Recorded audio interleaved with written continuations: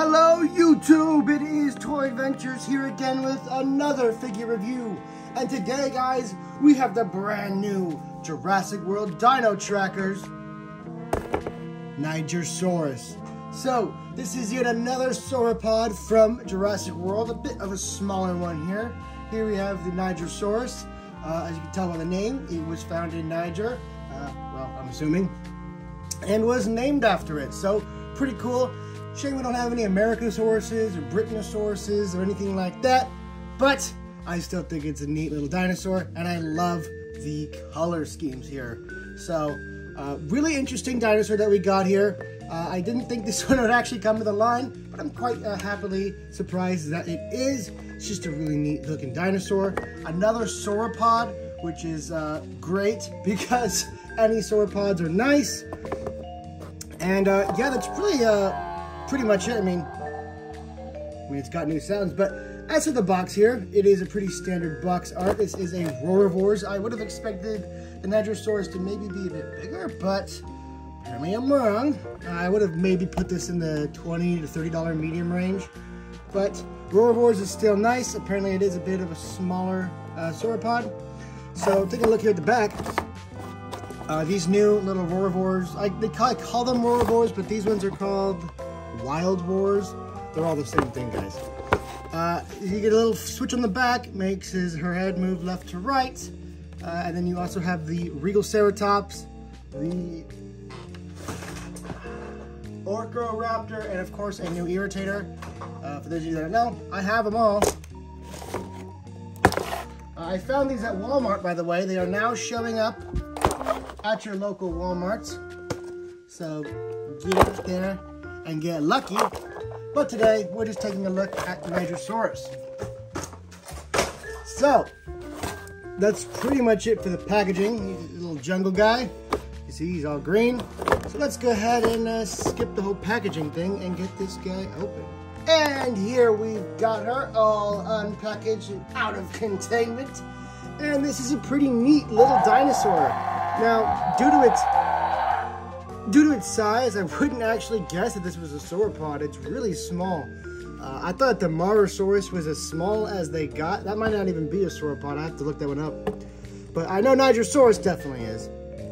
And kind of a little meat guy. Still, I'm really liking this. It looks like a hadrosaur with just a long neck, if that makes sense. It looks like it could be like in the Iguanodon or the Parasaurolophus family, with just how it's kind of at this lower angle, but it has this long sauropod neck. So really neat little dinosaur here.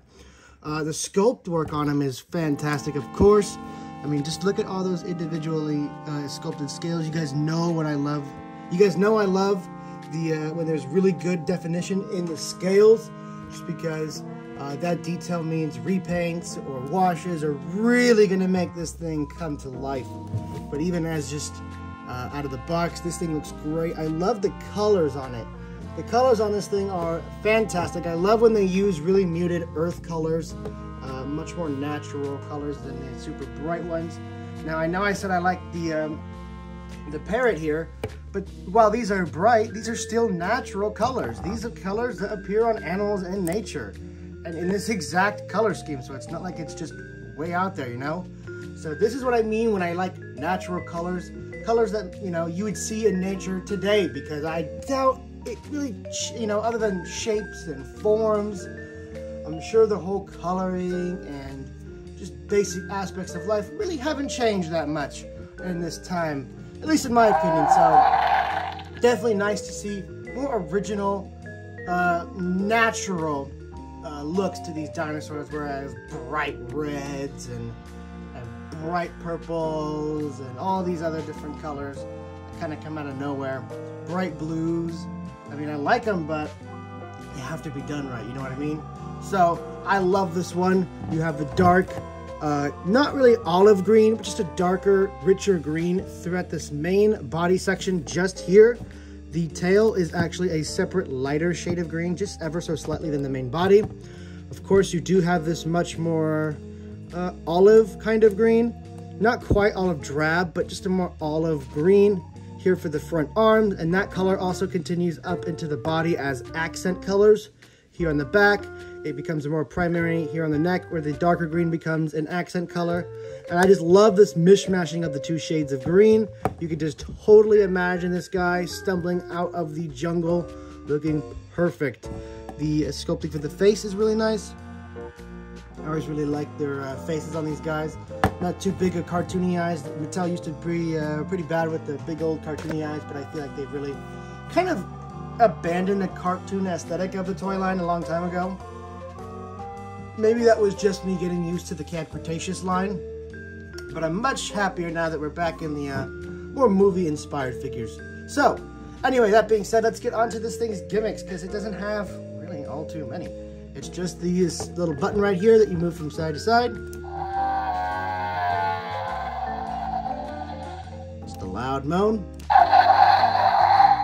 That sounds like an Indominus. Okay. Alright, so those seem like all three sounds you get. You get a moan, kind of a sudden growl or roar. I don't know what that sound is supposed to be, but it is a noise nonetheless. So you get two kind of roars, moans, groans, and then just I guess loud noise coming out of him with an Indoraptor kind of huff at the end. So pretty neat style gimmicks. You know, once again, they are kind of reusing sounds, but it sounds like those first two might be new sounds, or I could be mistaken. Those might be just from random Jurassic World herbivores, you know what I mean? So, anyway, that's pretty much it for this guy. I guess we can get on to, well, there's his little scan gimmick. I guess we can get on to size scaling. Before we wrap the review, first we're going to start off with humans. How well does the Nigersaurus compare to a human? And pretty nicely. Definitely looks nice compared to them. Come on, Alan, stand. I really need to add better articulation on the feet with these Hammond guys. And finally, we'll do it with the classic T-Rex. Nigersaurus is not escaping the Rex anytime soon, but I still like the scaling. It is nice to have a nice array of sizes for the sauropods, not just all giant. We already have the Dreadnoughtus, the Apatosaurus, the Brachy. Is the Camarasaurus? Not the Camarasaurus, the Samurasaurus. Is that a sauropod? And we also have this Ampulosaurus, not Armageddonsaurus? Armargosaurus, my bad. And this guy. So, pretty neat little lineup we've got of sauropods going on. We also have Mamenchisaurus coming out, and that'll really complete the trifecta of mainline sauropods in Jurassic series, you know? Apatosaurus, Brachy, and Mamenchi. So, still nice that we're getting unique ones, and I'm definitely hyped to take a look at the rest of this wave. Not so much the Irritator, pretty much peaked with the Hammond collection. Okay, we'll take a look at it anyway, right? So, anyway, that's my thoughts on this guy. I'm just gonna give him a 7 out of 10. He's pretty great. Nothing too stand out. He is just a great new addition of a new species. So he's a new species, and great, you know, paint for it. Looks fantastic. I doubt they're gonna outdo this one unless they, you know, somehow just do a Hammond collection Nigersaurus, but I really doubt that. So stellar first attempt at a Nigersaurus. Probably not gonna get the repaint unless it's really good, because this one is just like peak. And yeah, so anyway, those are my thoughts on the review. And now I'm gonna get into my thoughts on the new Mattel Creations Gate kind of crowdfunding thing. I saw it. I don't really know where I'm gonna voice my opinions on it. It might be just here, or I'm probably gonna make a YouTube short as well. But for now, I'm just gonna, you know, voice my opinions here. So if you guys are not, you don't care about what I think about that, go ahead and I'll catch you guys later. But for those of you who want to catch Toy Adventure's opinion on this new crowdfunding project, because it's really complicated, stay tuned. So anyway, moving on to my opinions. Now guys, as you know, I'm into both Jurassic World by Mattel, and I'm also into G.I. Joe Classified by Hasbro. And both of these toy lines are currently having crowdfunding projects. So for Jurassic World, obviously a lot of you know, we're getting the iconic Jurassic Park gates. They have lights, they have sounds, the doors open automatically, and it comes with a new revamped, I guess you could say Hammond Collection Ford Explorer with detailed interior. I don't know if it has lights or sounds, but just more details, you know what I mean? Better paint apps. And they are charging $250. Now I know what you guys are gonna say, oh, but Toy Ventures, there's Tim and Lex and all the signs, and there's the Bull T-Rex, the Hammond Collection Bull T-Rex. You wanted that for so long. That's all part of the deal too.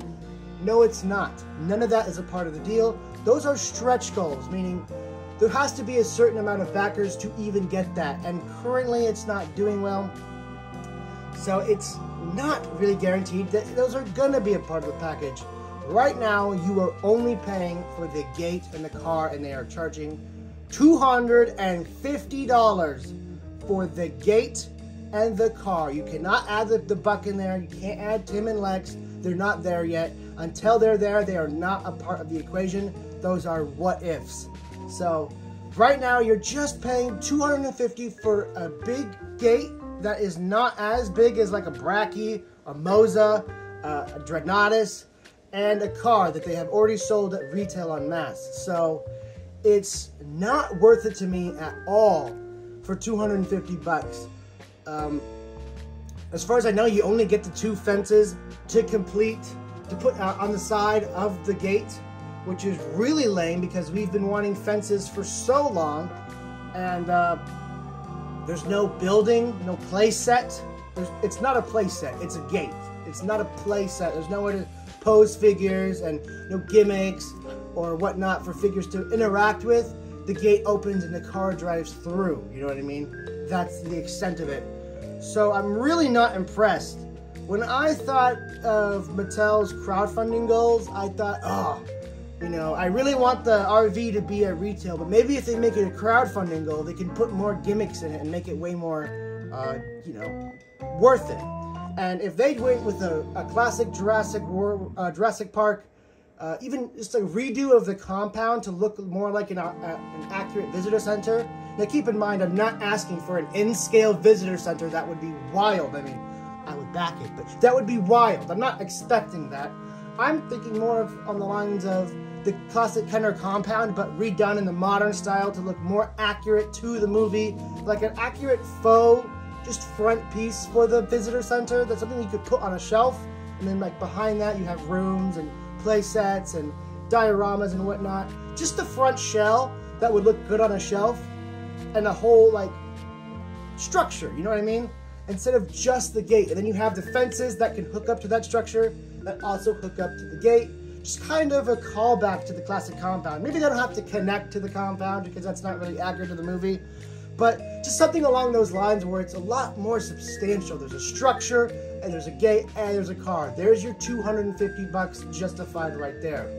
Now, if they're not going to do that, then they should have made the Buck, the Tim and Lex, and all the signs, by the way, who cares about the signs? People make those easily as customs. You can buy those on Etsy right now. And a goat. Wow, a goat. It's not like Safari Limited has made millions of those that we can use with our sets. You see what I mean? The tier goals, other than the Buck, are really stupid. Like, they're really dumb. And the Buck isn't even a full retool of the classic Buck. It has new parts, but not nearly enough to look like the Buck. Its throat, you know, gizzard is not there. The little, I don't know what you'd call them, those little spikes right at the bottom of its skull, right where it meets up with the jaw. Those little tusks coming out, those aren't there. And the kind of eyebrow ridge is not really that great. The paint looks more like the toy Buck. It looks like if you mixed the Bull T-Rex toy from Kenner and the actual dinosaur from the movie. If you combine those skin designs, that's what it kind of looks like. And so yeah, I'm just not impressed. And that's the tier 3 goal. Why is that in a Jurassic Park 1 themed crowdfunding goal? That's another huge complaint. Why is the Buck there? The Buck should be at a mainline release so everyone can enjoy it. That is not a niche kind of, you know, toy that only some people want, you know what I mean? I really feel like the Buck should have been just a mainline release, and what they should have done for tier 3 is take the regular Rexy, but improve it. Put better paint on it, put better legs on it, put better joints that don't get loose on it, put better feet on it, you know, just make a Rexy 2.0, something that the average person could live without, but the super fan would really want, like a Rexy 2.0, a super accurate, super improved Rexy, and that would make it so much more worth it because it's on theme, it's something that, you know, the diehard fan would really want, and it's not withholding a fan favorite dinosaur from the masses. Now, the final issue with this crowdfunding project is not allowing international buyers to buy until the 5,000 initial backers are reached. I don't need to go into detail about how this is an absolutely horrible brain-dead decision. Majority of Jurassic Park fans are actually international. Yes, it is huge in the United States, but dinosaurs are beloved across the globe. Every nation loves dinosaurs. So the fact that not everyone has access to this is ridiculous. There's more Jurassic Park fans out across the globe than there are in just the United States. So the fact that they would limit it to just the United States is mind-boggling. It's on the same like stupid decision that the Giganotosaurus is on, with how badly that was designed. I mean, I love Mattel so much. This line has been so amazing, but it also has these just brain-numbing blunders in it that you just think, how did they decide this? Who okayed this? How did this get past the door? And this is one of them. Anyway, to tie back into the Dragonfly, now let's look at the Dragonfly. Hasbro's offering, it is $275. It is $25 more, so that is significant. But you get a completely fully functional designed attack helicopter. This thing is 2 feet long. The figures can go inside of it, and it has lights and sound, blast effects. It has different kinds of gimmicks, opening, you know, compartments. It is a fully fledged vehicle, one that we wouldn't be able to get at retail because Hasbro is not courageous at all compared to Mattel.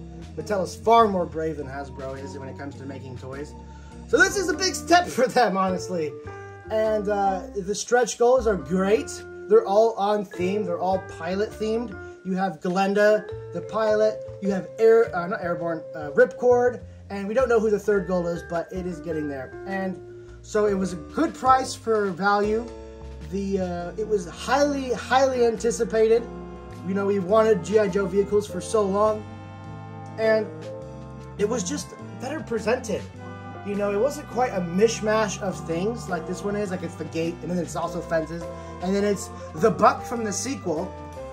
It's just the Dragonfly, a bunch of different details and gimmicks and options that you can have with it, a stand, and 3 free figures that come along with it. 3 fully detailed up, exclusive figures that will come with it.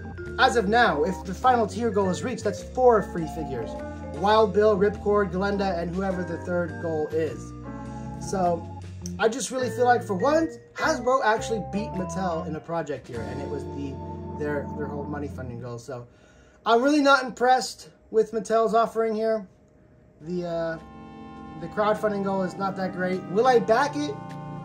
I mean, to be honest, I do want to. I mean, I do want to back it. $250 is not worth it for me right now. Once the tier goals are unlocked, it'll be a lot more worth the price. But right now, $250 for a gate and a car, those are Hasbro prices, man. That's ridiculous. That's a tough pill to swallow. What's even tougher to swallow is that the buck is not just a mainline release. That one hurts even more, but I have my own custom. I just feel bad for the rest of you guys. This is not cool, and I hope Mattel does something about it. But anyway, guys, that has been it for my thoughts on this. I'm probably going to make maybe a specialized video just to really go into detail, or I might just make a short. I don't know. I just had to get these thoughts off my mind. I know a lot of you guys are watching this review, and even less of you are actually listening to this whole rant. So if you did listen to this rant, I do thank you very much, and I hope I offered some insight. But other than that, thank you guys so much for watching. This has been Toy Adventures, and I am signing out. Peace!